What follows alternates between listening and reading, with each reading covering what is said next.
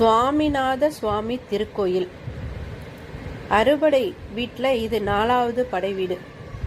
மிகவும் சக்தி வாய்ந்த படை வீடு. கீழே என்ட்ரன்ஸில் ஸ்ரீ வல்லப கணபதி சன்னதி இருக்குது. அவரை தரிசனம் பண்ணிட்டு உள்ளே போகலாம். இந்த கோயிலோட வரலாறே தன்னோட தந்தைக்கு பாடம் சொல்லி கொடுத்த சுப்பையா. அதை தான் அந்த ஓவியத்தில் நம்ம பார்த்தோம். மலையேறி முருகப்பெருமானை தரிசனம் பண்ணுறதுக்கு முன்னாடி கீழே மீனாட்சி சுந்தரேஸ்வரர் இருக்கார்.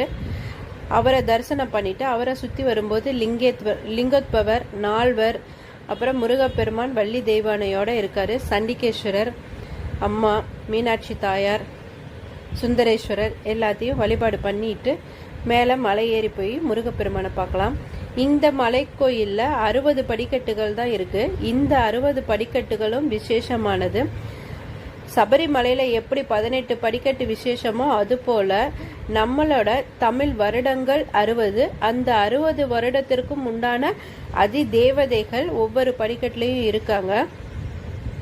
இங்கே இருக்க முருகப்பெருமான் சிவபெருமான் எப்படி ஆவுடைக்கு மேலே இருக்காரோ அதுபோல் இங்கே இருக்க முருகப்பெருமான் ஆவுடைக்கு மேலே இருக்காரு. இது இந்த கோயிலோட தல விருட்சம் நெல்லி மரம். இந்த நெல்லி மரமே பூமகள் இங்கே நெல்லி மர வடிவில் இருக்காங்கன்னு வரலாறு சொல்லுது. நாங்கள் கும்பகோணத்துக்கு 1 டே ட்ரிப்பாக போயிருந்தோம். 8 கோயில் விசிட் பண்ணோம். எல்லா கோயில்லையும் 1 hour டைம் ஸ்பெண்ட் பண்ணோம். பொறுமையாக சாமியை பார்த்தோம். ஆனால் டைம் வேஸ்ட் பண்ணாமல் 8 கோயிலுக்கும் போயிட்டு வந்துட்டோம்.